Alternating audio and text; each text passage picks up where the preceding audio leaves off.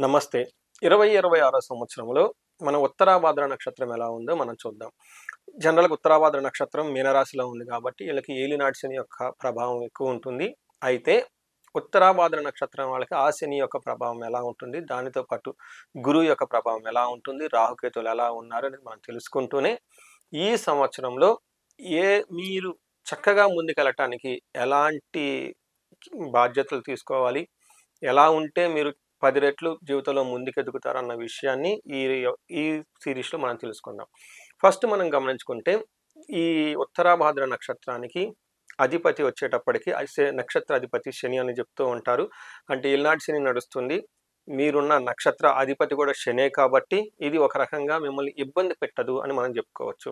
రెండోది ఈ నక్షత్రానికి అధిపతి చాలా తెలుసుకోవడం అంటే శక్తి అంటారు కదా! ఆ యొక్క అధిపతి దేవతను తెలుసుకోవడం కూడా చాలా ఇంపార్టెంటు. మీకు తెలిసే ఉంటుంది. అహిర్ అహిర్బుధ్నుడు అంటారు. అహిర్బుధ్నుడు. అహి అంటే ఇక్కడ పాము, సర్పము అని చెప్తారు. ఎందుకు ఇక్కడ సర్పాన్ని వీళ్ళకి ఇచ్చారంటే ఈ నక్షత్రం వాళ్ళు చాలా స్ట్రాంగ్‌గా, డెప్త్‌గా ఉంటారనమాట. అంటే ఏమవుతుంది కొన్నిసార్లు మనం చాలా ఏమని చెప్తారు చాలా డెప్త్‌గా వెళ్ళిపోయినప్పుడు నిగూఢమైన రహస్యాలను ఛేదించుకోవాల్సి వచ్చినప్పుడు మనల్ని మనం మర్చిపోతూ ఉంటాం అనమాట. అలాంటప్పుడు ఈ యొక్క శక్తి వచ్చి మనల్ని వెనక్కి తీసుకొచ్చేస్తుంది అనమాట. అది ఏమంటారు మనల్ని అగైన్ బ్యాక్ తీసుకొచ్చేస్తుంది. కొన్నిసార్లు మనం గొప్ప గొప్ప పనులు చేయాల్సి వచ్చినప్పుడు అంతా మర్చిపోయి వెళ్ళిపోతూ ఉంటాం. మరలా సడన్గా ఈ యొక్క శక్తి మనకి ముందుకు తీసుకొస్తుంది. కానీ స్టెబిలిటీ స్థిరత్వాన్ని తీసుకొచ్చేస్తుంది. పవర్ ఆఫ్ డెప్త్ ఏదైనా ఒక విషయాన్ని లోనగా నిగూఢంగా మనం పరిశోధన కావాల్సిన శక్తి అంతా వీళ్ళకి ఉంటుంది. అంతేకాకుండా కాస్మిక్ సపోర్ట్ అంటారు. అంటే కొన్నిసార్లు మనల్ని మనం వెనక్కి తిరిగి తెచ్చుకోవటానికి in case once we lost our self మనల్ని మనం కోల్పోయినప్పుడు తిరిగి మరలా మనల్ని పునర్జీవం తీసుకొచ్చేసి నిలబెట్టడానికి కావాల్సిన శక్తి కూడాను ఈ నక్షత్రానికి ఉంటుంది.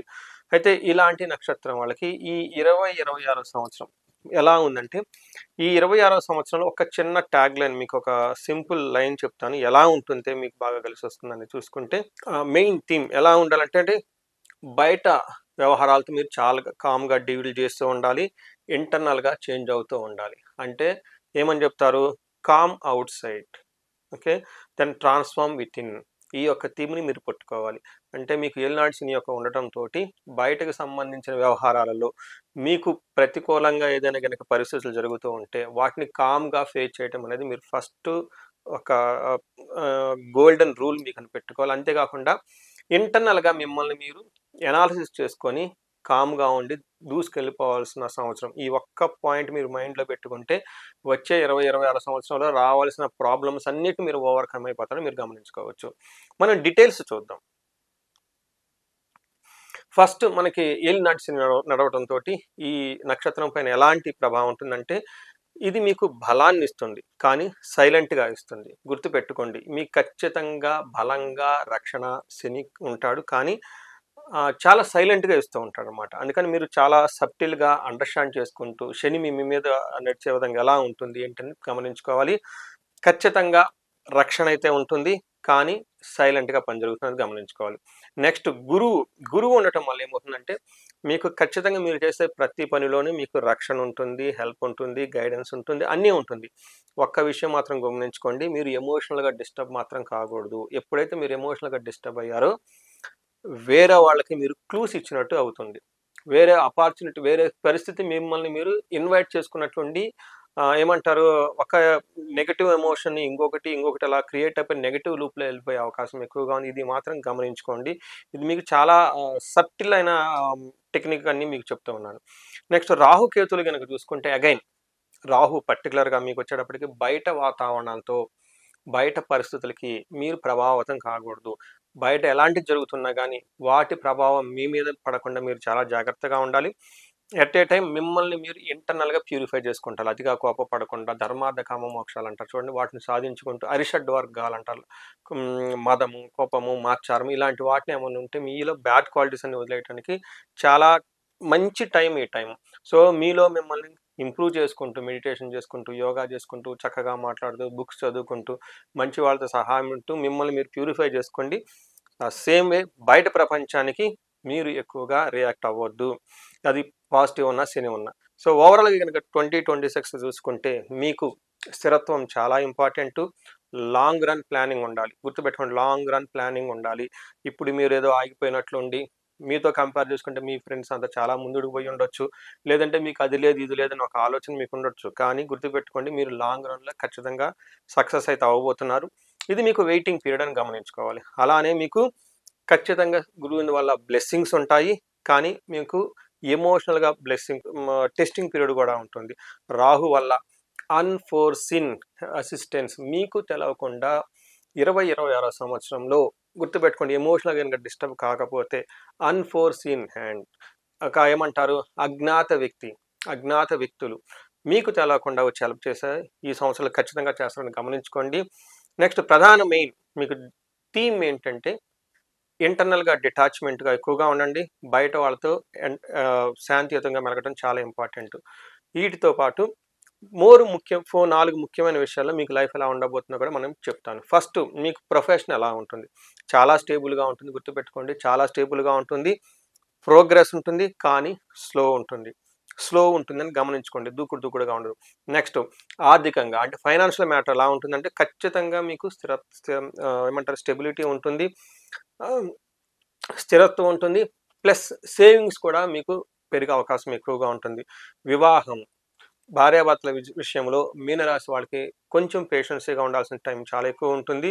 వివాహ విషయంలో మీరు సక్సెస్ అవ్వాలంటే పాటించాల్సిన చిట్కా ఏంటంటే సైలెన్స్, మౌనమే ప్రధాన భాష, మౌనమే నీ భాష. ఓ మూగ మనసు ఒక సాంగ్ కూడా వెరీ ఓల్డ్ సాంగ్ ఉంటుంది. మంగళంపల్లి బాలమురళి కృష్ణ గారు పాడిన పాట. చాలా దాని మీనింగ్ చాలా డెప్త్గా ఉంటుంది. చాలా మందికి తెలియకపోవచ్చు, but it was one of the classical song అనమాట. అంటే మౌనమే ప్రధాన భాషగా ఉండాలి. వివాహంలో ఆరోగ్యం ఎలా ఉంటుంది? దీర్ఘకాలికమైన సమస్యలపైన దృష్టి పెట్టండి. చిన్న అయితే వస్తూ ఉంటే వాటి గురించి అవాయిడ్ చేయండి. ఇన్ కేసెస్ అంటే క్రోనిక్ డిసీజెస్ అంటారు. ఏంటిది, మీకు బీపీ కానీ, షుగర్ కానీ, లేదంటే జాయింట్ పెయిన్స్ ఇలాంటివి ఏమన్నా ఎప్పటి నుంచో కనుక ప్రాబ్లమ్స్ ఉంటే వాటి మీద ఎక్కువ దృష్టి పెట్టడం చాలా అవసరం. మోస్ట్ ఇంపార్టెంట్, మనం ఇప్పుడు పాదం వైజ్ కనుక చూసుకుంటే రేవతి ఉత్తరాభాద్రలో మనకి 4 పాదాలు ఉంటాయి. ఫస్ట్ పాదం వీళ్ళకి డీప్ కాంటెంప్లేషన్. ఈ సంవత్సరం అంతా వీళ్ళు చాలా లోతైన ఆలోచనలు చేస్తూ పరిశీలన చేస్తూ ఉండే అవకాశం ఎక్కువ ఉంటుంది. రెండో పాదం వాళ్ళకి ఎలా ఉంటుందంటే సైలెన్స్. ఎక్కువగా మీరు సైలెన్స్గా ఉండి ప్రతిదానికి రియాక్ట్ అవ్వకుండా ఉండాల్సిన అవసరం చాలా ఎక్కువగా ఉంటుంది. మూడో పాదంలో స్టడీ సర్వీస్, స్థిరమైన సేవ చేయాలి. మీరు కనుక ఈ సంవత్సరంలో మీరు కన్సిస్టెంట్గా సేవ చేసుకుంటూ వెళ్ళిపోతూ ఉంటే, అంటే వాలంటరీ సేవ కనుక చేయగలిగితే మీకు చాలా కలిసి వస్తుంది. అగైన్ 4వ పాదం వాళ్ళకి focus on your own business, mind your own business. మీ మీద మీరు మాత్రమే ఫోకస్ చేసుకోండి. బయట ప్రపంచాలు వాటి గురించి సంబంధించిన వ్యవహారాలన్నింటిలో వదిలేసేయండి. ఇది అయితే ఈ నక్షత్రం వాళ్ళకి పరిహారాలు కనుక చూసుకుంటే, ఫస్ట్ మీకు అహిర్బుజ్ఞుణ్ణి ఎప్పుడు తలుచుకుంటూ ఉండండి. ఆయన మీకు కష్టమైన పరిస్థితుల్లో ఒక సాలిడ్ ఫౌండేషన్ ఇచ్చేసి ముందుకు తీసుకెళ్తూ ఉంటారు. శని ఈ నక్షత్రానికి అధిదేవ గ్రహం కాబట్టి శనిదేవుని పూజించడం చాలా ఇంపార్టెంట్. శనివారం తైలాభిషేకం చేసుకోవటం, హనుమాన్ చాలీసా చదువుకోవటం, శని పిప్పలాద స్తోత్రం చదువుకోవటం చాలా ఎక్కువగా ఉంటుంది. వీటితో పాటు శనికి సంబంధించి సంపూర్ణ శాంతి పూజలు, శని పాశుపత అభిషేకం కనుక చేయించుకోగలిగితే చాలా వరకు మీ ప్రాబ్లమ్స్ అన్ని పోతూ ఉంటాయి.